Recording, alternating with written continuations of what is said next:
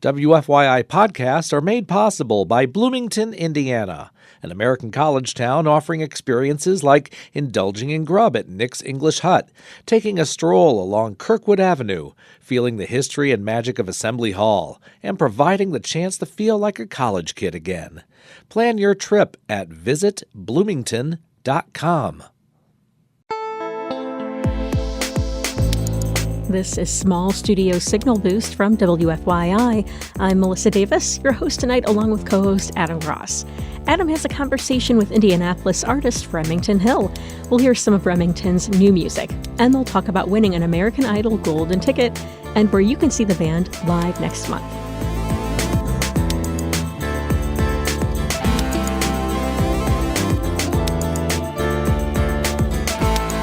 We have a top 5 from Alicia Smith, the owner of Irvington Vinyl and Books. She'll talk about some of her favorite songs. Stay with us for an hour of new music from Indiana-based artists here on Small Studio Signal Boost.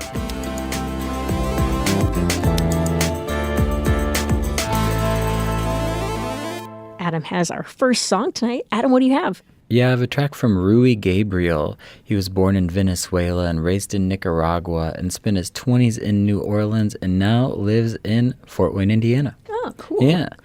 His new album, Compassion, has received a lot of love from national press outlets like Spin, Brooklyn Vegan, and Paste. Here's one from that album. It's Rui Gabriel with Target.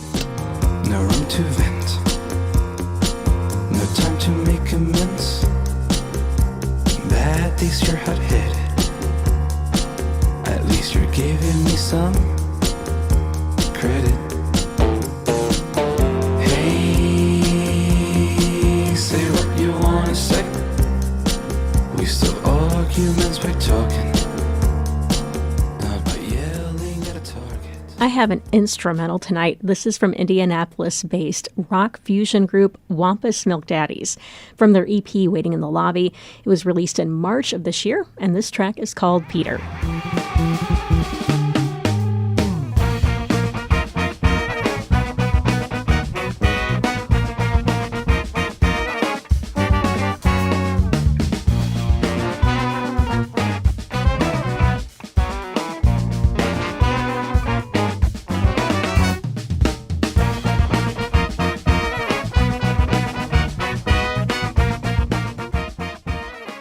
You're tuned to Small Studio Signal Boost. I'm Adam Gross here with Melissa Davis, and we're listening to new music from Indiana-based artists. Bloomington's 6 Foot Blonde is on tour of the eastern half of the U.S. right now, and they'll be playing Indy at the Hi-Fi on August 2nd. They also have a new song out. Here it is. It's 6 Foot Blonde with Land Girl. I'll rip my t-shirt off. It's cars and drives. Just sit here, sit on this sand, sit next to me, hold my hand, and savor what you can. I'm back with the sea, I've never been a land girl. Next, indie-based psych rocker Joshua Powell has a new video out for his single Coffin Club. Check it out on the socials. It's very innovative and kind of spooky. So let's listen to Coffin Club now on Small Studio Signal Boost. Tell me what you know.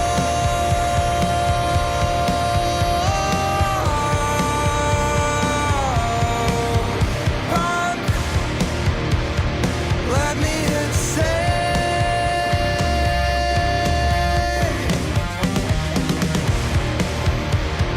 join the spirit way. Shaka. That was Joshua Powell with his single Coffin Club. Adam, you have one more. What is it? A few months ago, I played a live version of this one on the show. It was great to hear it live, but now there's a studio version. So let's check it out. This is Willis Miller with Angie. Tell me where you've been, what you're up to now.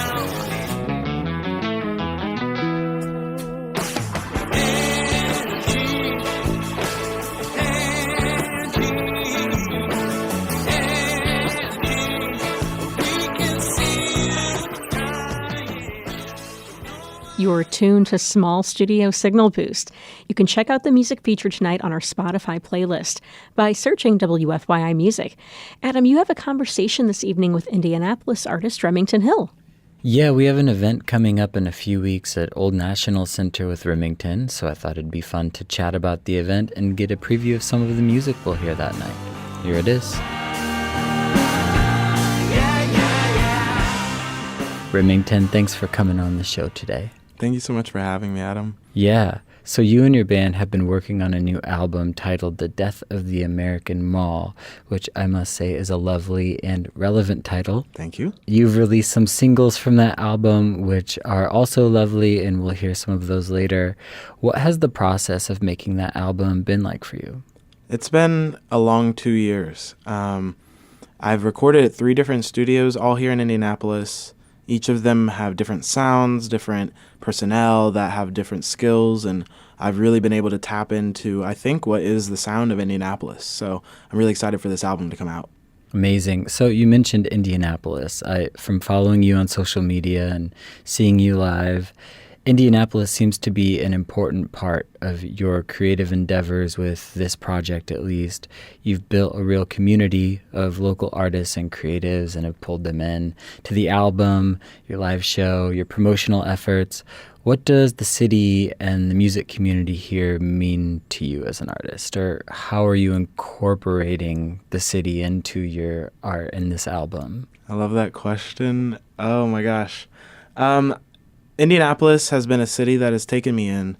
That is the number one thing. I built this album after I moved here, and I'd written a few of the songs before I moved here, but after I moved here, I started writing more and more, and especially on the guitar, and I was really just getting out a lot of feelings, and I was going out and at night, and I was just meeting so many people, and what I learned was that Indianapolis was such an accepting city. I really wanted to be somebody that could look back and say, like, I am who I am because of Indianapolis, because of the people that have accepted me here, because of the people that have helped me. You know, there's so many businesses, so many organizations that have attached themselves to my whole project and said, we are going to support you. We're going to say, like, yes, we want to financially support you too, even. And that's been something that's come from every corner of Indianapolis. It's come from, like, businesses like Tuggles, Rooftop Fruit, and all the way to organizations like Indy Pride and the Indianapolis Arts Council have also supported. So, you know, it's been a great 2 years here, but it wouldn't be anything without the help of the creative team that I've built since I've been here too. Yeah, and who does that creative team consist of? Yeah, so it's moved and changed over the Sure. course of the past couple years. The band has changed too. I think the thing is that the people that are on the team now are people that are, you know, really seeing the vision that is changing right in front of us. Everything is changing right now. The world is crazy, as we know. But there's things that we can do, which is like work really hard to produce art that is meaningful to people. And that's what we're doing. So right now on the team, we've got a photographer, videographer, creative director, makeup artist, and then in the band, there's a drummer, guitarist, bassist, and keys player. A lot of local bands don't have things like a makeup artist. You're right. So I think that's really cool that you're doing that and bringing those people in to your creativity. I think that kind of art is important because, like, I love makeup, but I know I'm not the best at makeup. I know that there's people that are better at it than I am. So my friend Ivy, you know, she's fantastic and she can do so many different kinds of art, but she's also really great at makeup. So I really love that she can add to the project in that way. Yeah. So we have to talk about American Idol. Yeah. You recently participated in, was it the most recent season Yes. of American Idol? You passed the audition process, made it to at least the second round. That's right? That's right. And what did you learn from that process? What are you looking forward to applying to your future career? And what was the audition process like? Yeah. So let's start from the audition. Sure. So the first thing that happened was I actually was leaving one job. And then I was like, I don't know what I'm going to do next in my life. So I'm just going to apply for my dream job, which is being, you know, a full-time performer, singer, getting to share my music with people. And so I went online and I did a virtual audition. And I found out later on that not a lot of people actually did that. A lot of people that are part of the process are either already artists that are being reached out to by people part of American Idol now, because they're understanding that the way to find these musical talents and people that are, really dedicated is by looking. So they go out and they look and they do, different things online where they look on TikTok or they look on Instagram and they find people and then they're invited to audition. So I was not invited to audition. I just found, the virtual audition link. And the first thing that happened was I performed my original song, Iceberg, and it was interesting because he said that he wanted to pass me on to the next round, so I did that. And then there was a group of people, and then they had me audition, and then I auditioned in front of them, and then they were like, yeah, we'll think about it. We'll call you either in a couple days or in a couple weeks. And then the next day I got a call, and they said, we want you to audition again. So I did audition again, and they said, give it all you've got. So I did it again. And that time they said, okay. So then the next day I got another call and they said, well, you're a yes. So we're going to send you to LA. You're going to audition in front of the judges and that's going to be that. So I did that. So was that 3 auditions before you actually were able to audition? Yes. For judges? Wow. Yes. Okay. So that's how many auditions I did. And then when I did audition for the judges, it was just an amazing experience because I think in that moment I realized that I had a tipping point. I could either be somebody that other people want me to be, or I can be myself. And that wasn't anything that they said that triggered that. It was just the fact that I was having the opportunity to share my music with people who could potentially change my life, and they did change my life. And I am grateful for that. They gave me the golden ticket. I sang Iceberg, and they were very intrigued by the song, but they weren't necessarily thinking that it was something that could win American Idol. And I think that's something that eventually at the next round is what I tried to change. Was I did a different performance, did a performance of an original Beatles song.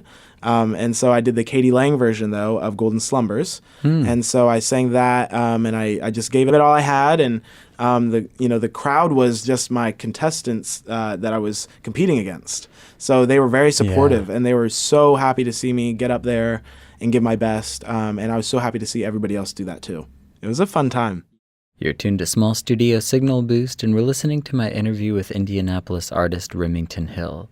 Let's hear the song that got Remington the American Idol golden ticket. This is Iceberg. If this is an iceberg, then I'll be the diver, and her foggy whisper, frozen before I heard.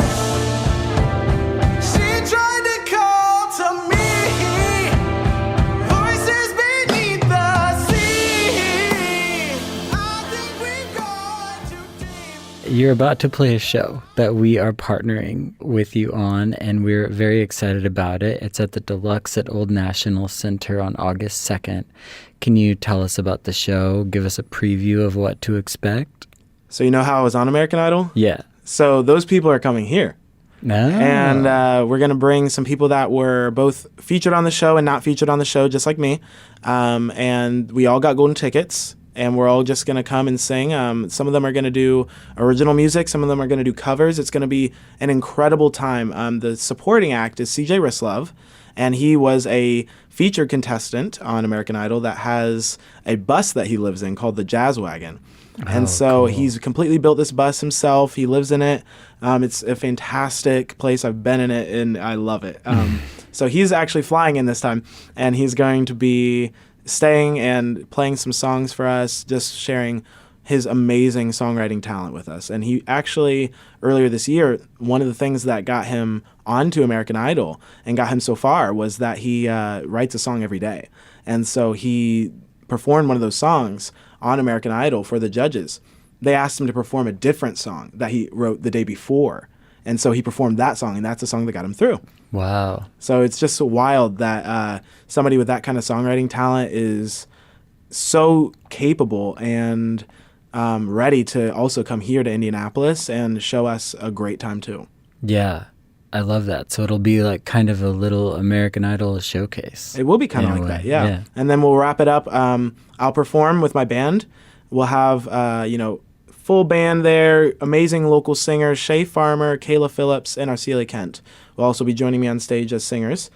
And then we'll definitely wrap it up with an after party that will be held at Wild Eye and Hot Boys in Fountain Square in the cargo lot. It's like, I can't remember the exact address right now, but it's right at Hot Boys. And if you're one of the first 100 people to bring your ticket from the show to Hot Boys, you will get a free meal and a discount at Wild Eye. That is a real deal. I'm pretty excited. They've been a really great supporter too. So I'm really grateful for, like I said, Indy Pride, Indy Arts Council, Rooftop Fruit, WFYI. I could keep going. There's been so many organizations, Hot Boys, that have just been such a part of this community that have allowed me to be a part of the community too. They've welcomed me. They said, how can we support you? Indy Pride is doing that. We're working to create more and more events that go on here in Indianapolis, and I can't wait to share more about that in the future. So you're a transplant here. Where were you before Indianapolis? I'm from Ohio. Were you making music out there as well, or is this kind of a new thing? I have always been making music. I think music has been something that really came from my upbringing that was always around. My mom, my grandma sang in the church choir, so I sang in church choirs and that kind of stuff, and school choirs. So, I learned music was a way to express myself even when no one else is listening. And that's exactly how I lived. I didn't have a lot of friends growing up. I didn't have a lot of friends when I was even in high school, but that's what I spent my time doing, was writing music. Even on my lunch breaks at school, I would just go to the piano room, sit at the piano, eat my pizza, and write a new song pretty much every day. And I found that is my therapy in a way. It's a real, true way to express yourself. And I really do suggest to anybody that wants to start learning songwriting to just get into it just by putting a couple words on the page, letting a couple notes come out. It's really a beautiful thing. Yeah, I love that. Do you play any of those songs you wrote in high school on the piano in lunch break still? Wow. Sometimes I think about them. I think about singing them. And I do hum the melody sometimes. Yeah. One of them was like, "This is not about me, it's about you. Notice how you never seem to come through, no matter what you say you do." So I wrote that in high school. I think you can bring that back. That's nice. Thank you. Okay, so, we got a little teaser of your voice right there, but let's get a teaser of the show. Let's listen to one of your songs that you've recently put out. Which one do you want to play? Well, if you're liking that soul kind of stuff, we could go with one song. If you like rock music, we could go with Getting Out.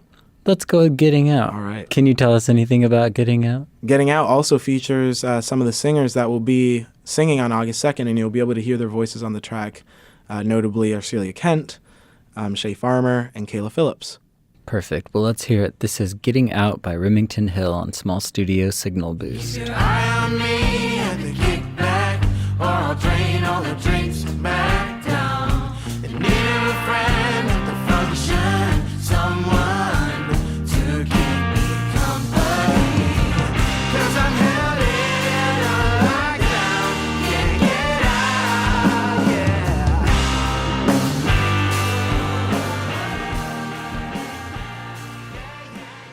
That was Remington Hill with Getting Out. You're listening to Small Studio Signal Boost, and I'm here with Remington, and we're talking about his upcoming show at the Deluxe at Old National Center. WFYI is partnering on that show, and we will be there with some swag, and we'll be recording. Remington, do you just want to give us another recap of what to expect at this show? Yeah, so if you're looking for a good time, you want to see people from all around the nation come to Indianapolis, bring their talents, and you want to bring your friends and get free chicken and a discounted dab afterwards, that's up to you. Wild Eye and Hot Boys will be sponsoring with great perks for anybody who purchases a ticket. And the first 100 get a free meal at Hot Boys. So it's going to be a great time at the show. It's going to be a great after party filled with just so much happiness and so much joy that creativity here in Indianapolis is truly reaching the nation.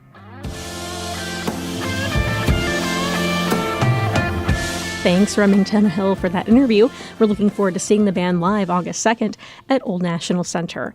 We have more info on that show at wfyi.org/events. Coming up, we'll hear about cultivating safe spaces from Irvington Vinyl and Books owner Alicia Smith, along with some of her favorite songs.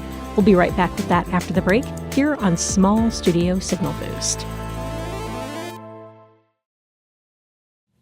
WFYI podcasts are made possible by Bloomington, Indiana, an American college town offering experiences like indulging in grub at Nick's English Hut, taking a stroll along Kirkwood Avenue, feeling the history and magic of Assembly Hall, and providing the chance to feel like a college kid again. Plan your trip at visitbloomington.com.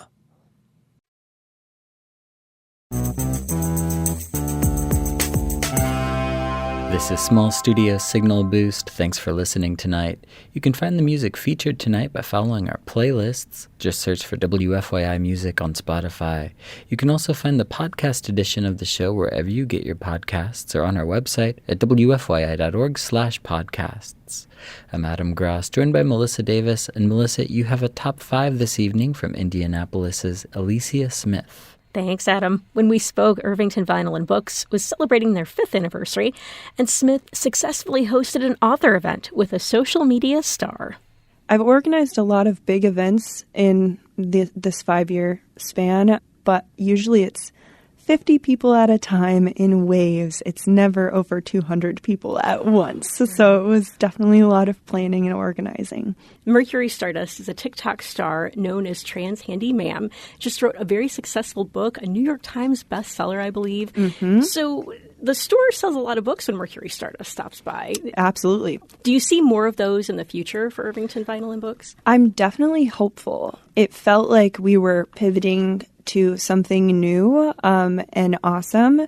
We've hosted a lot of live music, and as the theater gets off the ground and we sort out our, the designation, the historical designation in our neighborhood and how to make sure that we can do everything in a legitimate way, once that's settled, then my hope is that we'll be able to do small, intimate shows with mid-level artists and bring more people in for book signings. That was always something I wanted to do in the old space, but there's just, when you only have a storefront, there's really limited room for events like that, and you rely on people moving around in the store and shopping in order to justify something of that nature. So having access to the theater is really great. You're cultivating, I would say, safe community spaces in your store. Is that something that you feel is important to you? 100%.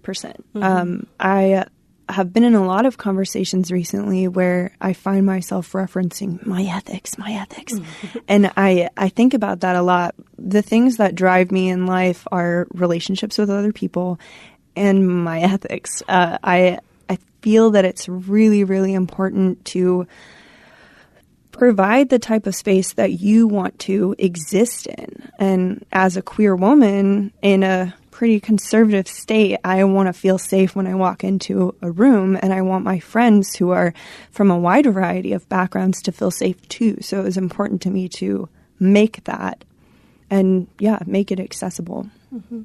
Well, thank you for all that you do, creating a safe community space and a really excellent bookstore in Irvington. We've talked a bit about the top 5 songs that you enjoy. We're going to talk about some of your top 5 favorites. And this is, there's so much music out there, but we're just going to pick 5. So, okay, let's start with, if you don't mind, number 5. So one of my favorite bands of all time is Hooray for the Riff Raff. Look out, Mama, I'm coming home. Look out, Daddy, I'm gonna roll right up to your ever-loving door. The song Look Out Mama came out a while ago and really served as a lot of emotional support for me. And it's still, I just got to see Alinda Segarra in Bloomington a few months ago and just openly wept through the whole concert. So I hope this song makes you cry like it makes me cry. Full of sorrow, don't ask me how I got this way. 'Cause it's been... Speaking of crying, one of my all-time favorite songs that would probably end up in top 5 no matter what is Crying by Roy Orbison. Oh, it's so good. It's so good, and I can't not belt it, even though I can't belt it. I was all right For a while, I could smile for a while. But I saw you last night, you held my hand so tight. Oh, he's the best. He's the best. And his life was very, very difficult. And so when you hear a song like that and you know the context of his life, it's even more potent, in my opinion. Been crying over you. Number 3 is When You Walk a Long Distance You Are Tired by the band Mothers, which is an indie outfit. And this album came out a while ago, like 6 years ago, I want to say. And it is a soaring, moody, folky, delicious piece of music that I hope everyone gets a chance to listen to.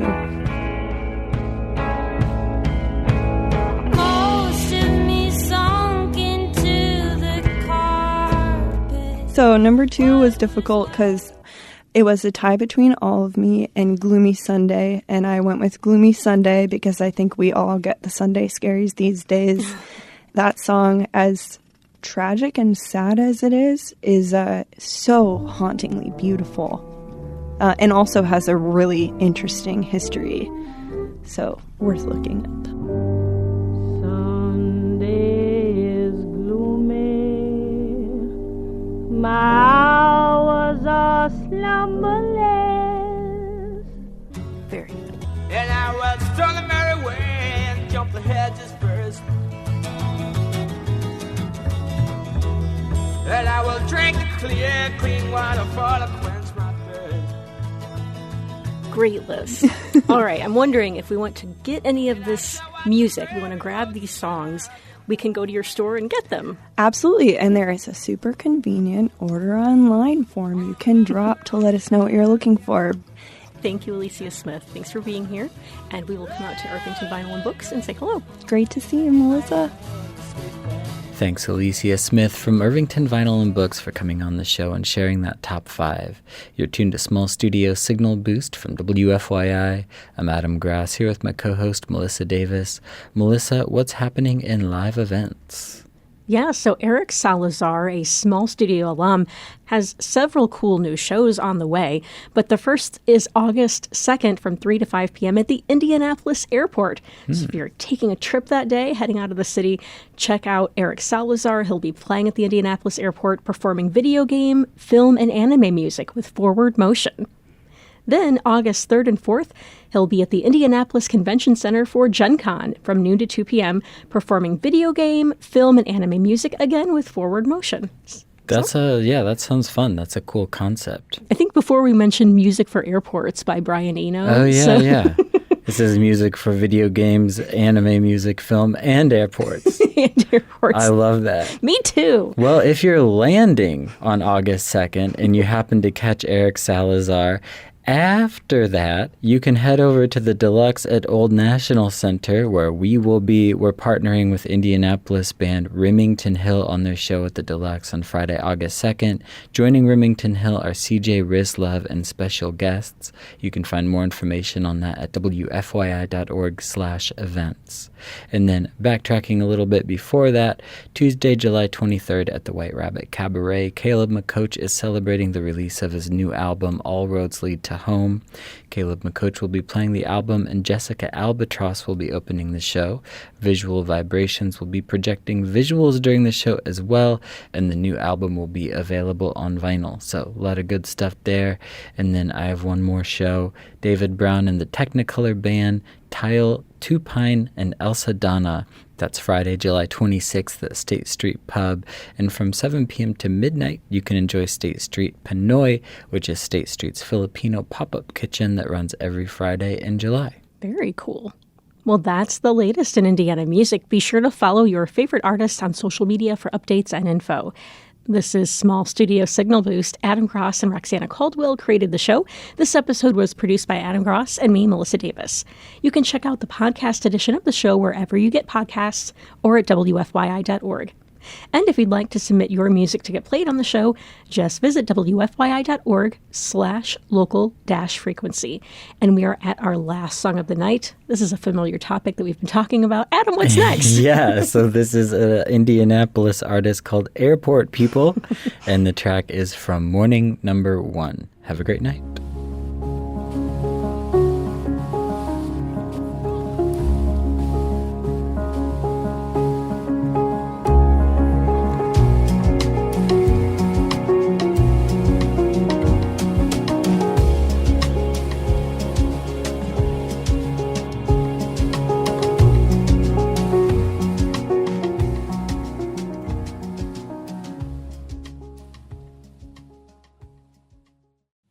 WFYI podcasts are made possible by Bloomington, Indiana, an American college town offering experiences like indulging in grub at Nick's English Hut, taking a stroll along Kirkwood Avenue, feeling the history and magic of Assembly Hall, and providing the chance to feel like a college kid again. Plan your trip at visitbloomington.com.